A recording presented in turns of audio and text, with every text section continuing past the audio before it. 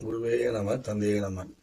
இன்னைக்கு நம்ம தன்வந்திரி மகரிஷி, அதாவது தன்வந்திரி பகவான் உரைத்த இன்னைக்கு நம்ம பார்க்க போற முத்திரை வந்து பாத்தீங்கன்னா சோபினி முத்திரை.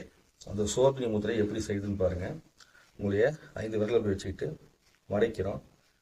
இப்படி கீழே இந்த ஆள்காட்டினுடைய அடிப்பகுதியை தொட்டு இப்படி மறைக்க வச்சுக்கிறோம். இந்த முத்திரையை ஒரு முறை வந்து சின்மயி முத்திரைன்னு சொல்லியிருப்போம். அதே முத்திரையை தான் தன்வந்திரி பகவான் என்ன சொல்றாருன்னா சோபினி முத்திரை அப்படிங்கிறாரு. இந்த சோபினி முத்திரையை 2 கைகளையும் வச்சுக்கிட்டு கண்களை மூடி அப்படியே மடி மேலே வச்சுட்டு அமர்ந்துக்கணும்.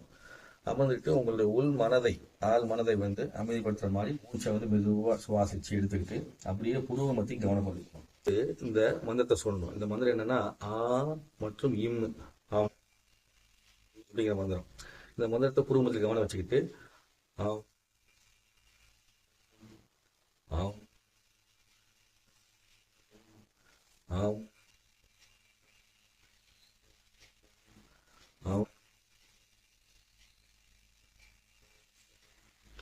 அப்படின்னு இந்த மந்திரத்தை வந்து நீங்க வந்து 7 நிமிஷம் வரைக்கும் சொல்லணும். இல்லை 108 முறை நீங்க சொல்லிக்கலாம், 21 முறை சொல்லிக்கலாம். இந்த முத்திரைகளை வந்து நீங்க காலையில விடிய காலம் செய்யறதா ரொம்ப ரொம்ப சிறப்புன்னு சொல்லி தனி பகவான் சொல்றாரு. அந்த பிரம்ம முகூர்த்த நேரத்தில் செய்யறது மற்ற நேரத்தில் செய்தாலும் தவறு கிடையாது. இந்த முத்திரையை சோபனி முத்திரையை பிடிச்சிட்டு இந்த அம்ங்கிற மந்திரத்தை உச்சரிக்க உள்ளுக்குள்ள கூடிய மெய்ப்பொருளுடைய சக்தி நிலைப்பாடு தெரியும் அப்படின்னு, அதுபோக சிவன் பார்வை தரிசனம் கிடைக்கும் சொல்லியுமே, மேலும் சிவ சித்த யோகம் வந்து சித்தியாகும் சொல்லி சொல்றாரு. ஸோ இந்த சித்தி பெறக்கூடிய முத்திரைகளை பற்றி இறையர்களையும் உங்களுடைய வாழ்வில் சிறந்த மேன்மையும் அடைய வேண்டிக்கிறேன். நன்றி, வணக்கம். குருவே நம, தந்தையே நம.